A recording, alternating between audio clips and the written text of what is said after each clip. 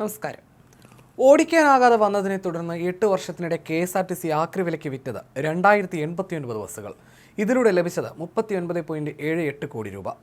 1998 മുതൽ 2017 വരെ വാങ്ങിയ വാഹനങ്ങളാണ് വിറ്റത്.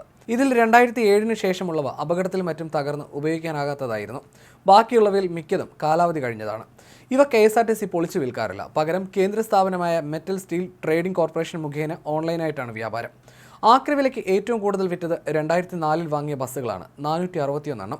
കൂടുതൽ പണം കിട്ടിയത് 2022-2023 കാലയളവിലാണ്, 14.53 കോടി രൂപ.